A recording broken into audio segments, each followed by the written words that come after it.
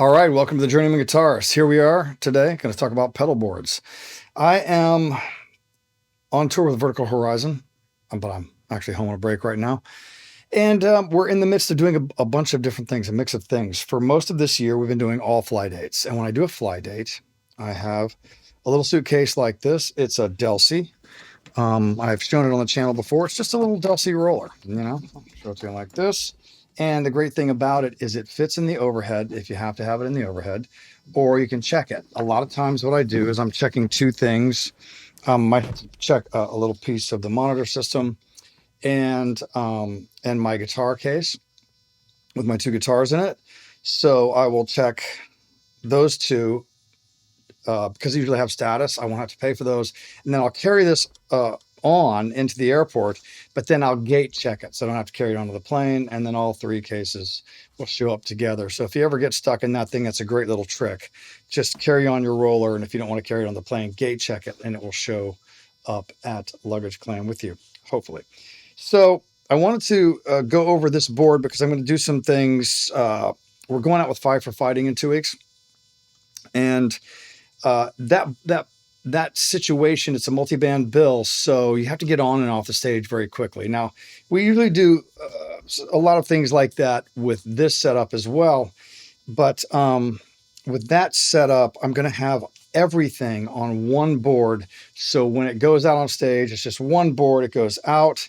There's 3 inputs, a left and right to the quad Cortex, an acoustic out of the quad Cortex, and then a power jack in, and that's it. And then the board is ready to go and ready to play. Same thing with coming off.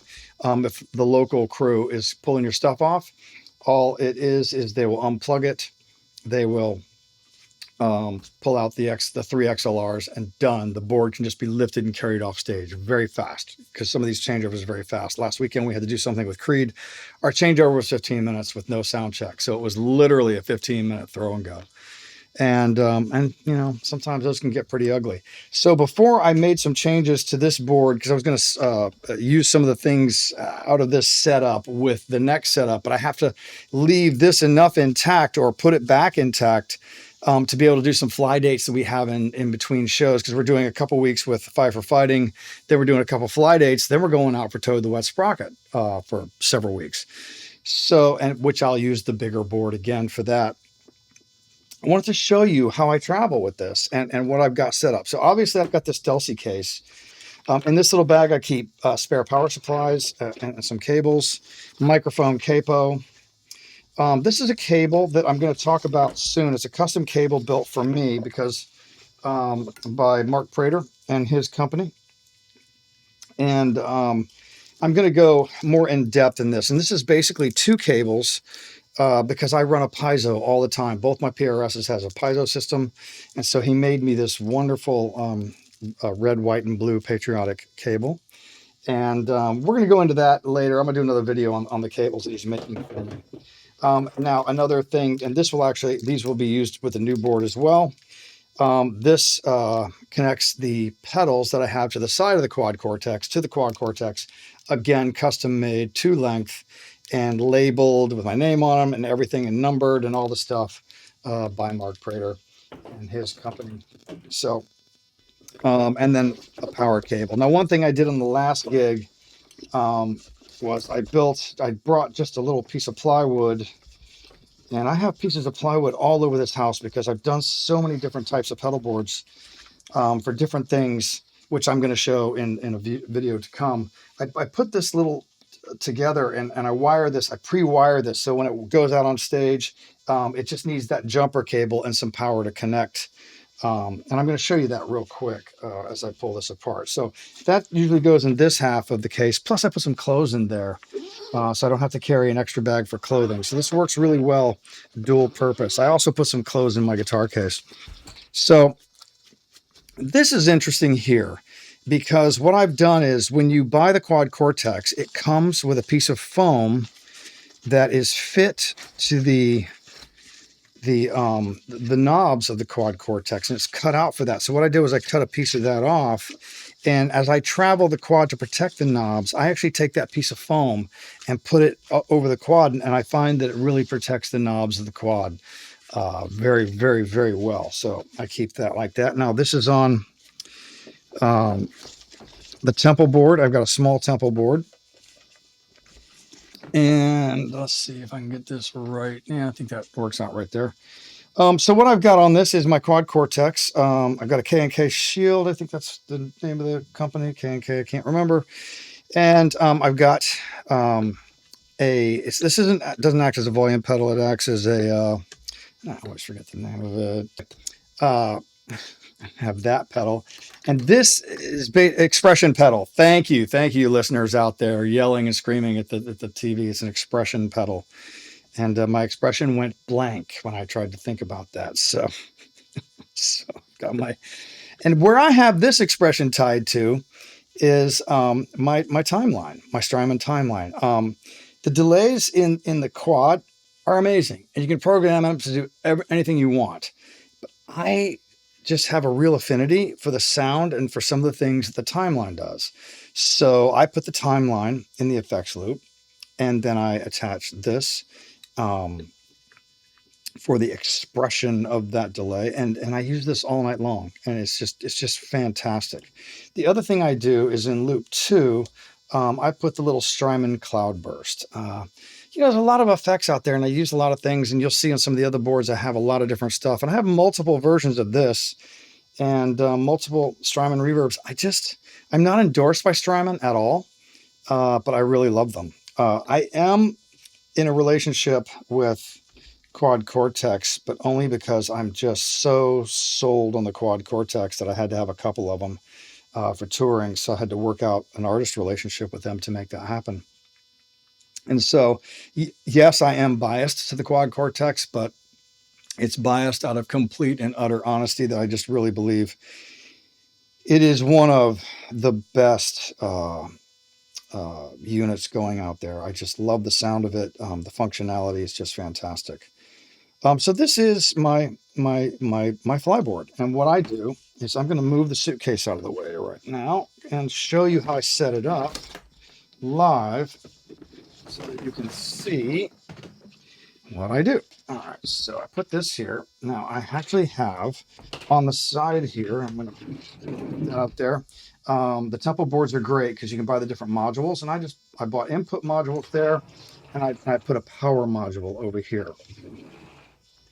And then I ran from underneath, I ran a power cable. Now this board is powered by Gig Rig. I've been working with Gig Rig products. They just had their 20th anniversary. So for 20 years, I was an early adopter. The first MIDI 8 I got from them was actually MIDI 8 serial number 8. And a good friend of mine, Greg, has it to this day, and he's still using it. And that was 20 years ago I bought that box. And I bought almost every version of the Gig Rig units, switching units that they've put out. So this is the way it's wired underneath. Now you'll see two things. This is the Gen X14. And the Gen X14 is a power distribution system, and it has all the kinds of 9-volt that you need. It has the normal 9-volt, I think it's called the 500 milliamp 9-volt, which runs the Strymon pedals.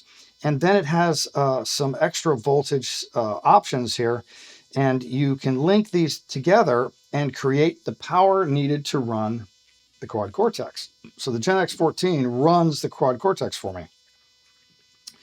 This is the power supply for the Gen X14. This is basically the distribution center, and this drives the power between the Gen X14. And man, it is so clean, so powerful. I have been using the Gig Rig generator for years, and actually, I'm probably going to either pull this off of this board and put it on my next board, or I'll just use a generator and a quad power supply on the next board. I haven't decided. This just fits in, and just it's so elegant underneath here that I hate to do anything with it. But they're not inexpensive, so I don't want to buy another one right now. So I've got to figure out the second board. So basically this powers everything, and you can see I have everything wired underneath, including the distribution system to the side of the temple board. Okay, so as I put this down here, make sure it's right there. I'll put that over there so you can see it. What I do typically is I'll throw these 3 pedals out here. And what it is a volume pedal, And typically guys put their wah pedals in a different position. They'll put their wah pedal after, and technically you should kind of put your wah pedal after your volume pedal. But for me on this particular gig, I really need to be operating the volume pedal while I'm singing. And so I like it right next to my foot. And I always use the wah pedal, the songs I use it on, it's always gas pedal all the way down. So it doesn't really affect it too much. And so I will take that, and I'll take the little custom cable that Mark made for me. And then what I'll do is I've got this, you know, they're labeled, they're colored red, blue, and yellow. And I just plug them in, you know, it goes red, blue, yellow, and blue. Plugs right in. And then red and yellow over here. The second cable goes into the tuner. So what I've got happening here is I've got input 1 is the magnetic, which will be the guitar, which will plug right into here, and it'll come out of here, go into the volume pedal, out of the volume pedal, into the magnetic cable, which goes into the magnetic input, which is just the normal pickups of the PRS. The second one is the tuner out, because I like this tuner. This tuner is very good, but this is faster. So I have the second input connected to this little TC Electronics tuner, which I find to be very fast and very accurate. And I just need that on stage. So I've been using a setup like that since the early 80s. So for me, it's really fast to be able to tune on the fly using a volume pedal. So I have that linking to that tuner underneath direct. And then over here, I run the output for the piezo. So what I do is I run the piezo output, which I'll show you, with this marvelous cable. And I've got my glasses somewhere. So Mark has actually finally named his company, and I can put you in touch with him. I can put the liner notes down there. Team P, of course, Mark Prater. Team P LLC, custom cables. He uses the best materials. He talks to you on the phone, decides exactly what cable you need, and has many, many, many color options, and we'll custom make it for you. And this he calls the Uncle Sam, because, hey, man, we're both patriots. We love Uncle Sam. And I just love the thought of a red, white, and blue cable. So I have 2 of them, and then my name's right there. All right, so what I do here is coming off the guitar, I put the piezo pickup here, and then I run, I'll usually push this up a little bit, and then I'll run the magnetic cable there. So that usually sets like that. And then that's the board setup. This goes out to the PA system for the piezo output. I have it running out of output A in a separate line on the quad Cortex. And then there's a left and right XLR out here that will run out to the PA system. So it gives me a full left and right big powerful mode. And that's my current touring setup for fly days, and it goes up pretty quick. It comes off the stage pretty quick. I have power coming off from the X14 that I can use to run right over here to the wah pedal. And this wah pedal, you've seen me do an episode on it. It is the Lurks wah pedal by Morley and Mojo Tone, and I love this. I love this pedal. It's a fantastic wah pedal. So that's what I've got going on. And I bring this piezo in and out as I need it. There's 2 ways I can do that. There's a piezo switch on the guitar, and then there's this piezo switch right here. So that's this setup. This is my fly setup. The integrity of this setup will probably not change as I build the next setup.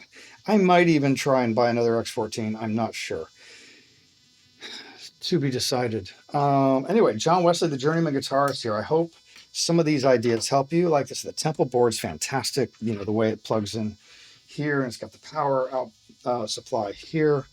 It's just the way you can wire everything underneath the board is just fabulous. It's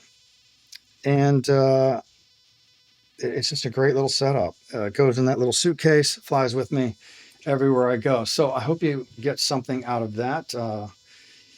Hit me up with questions if you want to know anything or if you want to know any more about this gear. This is John Wesley, the Journeyman Guitarist. Please like, subscribe, ring the bell, tell your friends, come visit me. Anyway, hopefully we'll see you out on the road somewhere this summer and into the fall. First out with Fight for Fighting, and in the fall with Toad the Wet Sprocket, and always doing solo vertical horizon gigs somewhere.